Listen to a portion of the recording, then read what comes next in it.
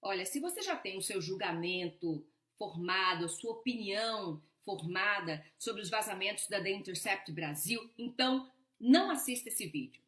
Se você tem como ídolos juiz, promotor, procurador, político, presidente da República, procurou o canal errado. Lamento informar. E se você não entende, nem quer compreender, né, o papel do Poder Judiciário, o funcionamento da justiça no Brasil, o seu lugar, infelizmente, não é aqui. Procura outro canal. Dito isso, vou falar com os que ficaram, aqueles que estão interessados nos fatos. Em nome da igualdade, em nome da liberdade e em nome da fraternidade, os revolucionários franceses cortaram as cabeças do rei Luís XVI e da rainha Maria Antonieta. Em nome da revolução, Robespierre, o defensor do povo, o chamado incorruptível, mandou para a guilhotina os seus opositores, os girondinos, e também os seus companheiros de luta, os jacobinos. Em nome da justiça e em nome do povo, o grande líder da Revolução Francesa, Robespierre, foi ele mesmo guilhotinado por seus adversários por ter se tornado um líder cruel, um ditador, um déspota. Sangue e terror mancharam os nobres ideais da Revolução Francesa.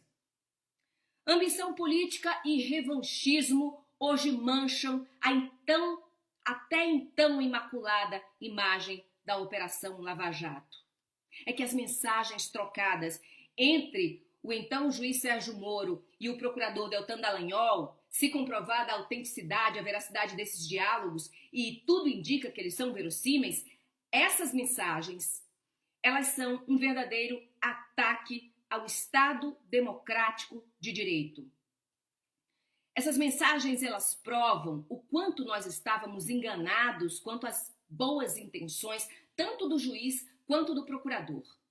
Os vazamentos estratégicos e seletivos antes da eleição presidencial, a ascensão de Sérgio Moro a ministro de Estado e agora a revelação dessa intimidade institucional promíscua entre Moro e Dallagnol, elas dão prova de que por trás da luta contra a corrupção, que é justa, havia sim um projeto de poder político que se concretizou exatamente com a nomeação de Sérgio Moro como ministro da Justiça do presidente Jair Bolsonaro.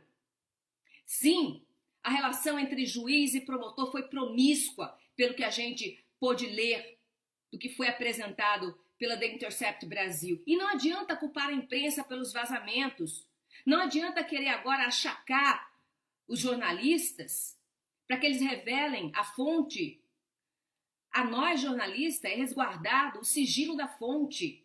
Nós temos o dever de publicar aquilo que não querem que seja publicado. Cabe aí agora ao Ministério Público fazer as devidas investigações sobre quem vazou, né? Por que vazou. Mas a imprensa não pode ser culpada de revelar, de trazer a público. Esse é o nosso papel, garantido inclusive pela Constituição Federal do nosso país. Então, quem tem uma mínima noção, mínima, do funcionamento do Poder Judiciário, e eu tenho noção, porque eu passei 17 anos da minha vida trabalhando no Poder Judiciário, então, quem sabe como funciona a justiça, sabe também que o juiz é a figura neutra do processo. Numa ação penal, o julgador ele precisa se colocar equidistante tanto do réu quanto do órgão acusador, que no caso é o Ministério Público. Ele se coloca no meio, equidistante dessas duas partes. A imparcialidade do juiz ela é vital para o cumprimento das leis. Não é à toa que a deusa da justiça, a deusa Têmis, ela é representada como uma mulher de olhos vendados. Ela é cega diante das partes, porque ela não pode julgar de acordo com as suas paixões, de acordo com as suas convicções, nem ideológicas, políticas, religiosas. A justiça ela não deve condenar ou absolver baseado na pessoa do réu.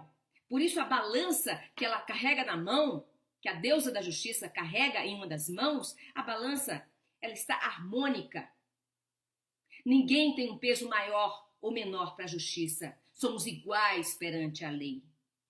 Então, o fundamento do juiz são as provas nos autos. E tudo que não estiver nos autos, quem trabalha com o judiciário sabe, tudo o que não está nos autos não existe para o juiz, não existe aos olhos do julgador. Com isso, eu não quero aqui fazer defesa, eu não quero fazer nenhum juízo de valor sobre a condenação, sobre a culpa ou inocência do ex-presidente Luiz Inácio Lula da Silva, a quem eu tanto critiquei, né, durante os 13 anos de governo do PT. Eu não tive acesso aos autos, né, da condenação de Lula, e por isso eu não posso opinar sobre o mérito do processo. Mas eu conheço o papel do Poder Judiciário. Eu sei quais são as incumbências do Ministério Público e do juiz. Uma coisa é certa: o juiz ele não pode orientar qualquer das partes. O juiz ele não pode colaborar com investigação, nem pode colaborar com a instrução penal, não pode interferir na instrução penal. Não trata-se apenas de um desvio ético.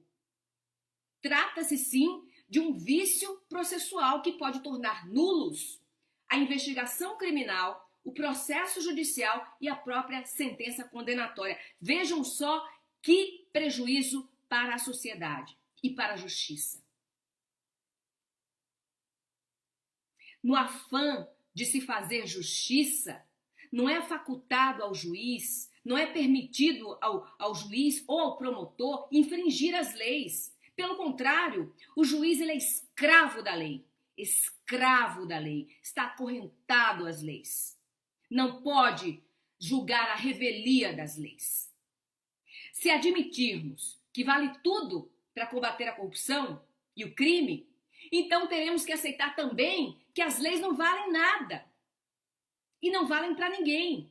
Então vamos ter que aceitar que se um juiz ou promotor pode fazer justiçamento no lugar de justiça, qualquer do povo também pode. Qual a diferença?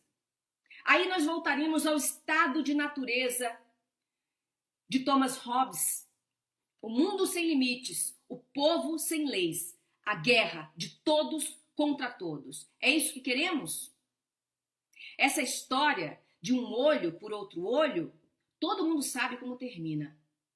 Todos ficarão cegos. Boa noite, Brasil.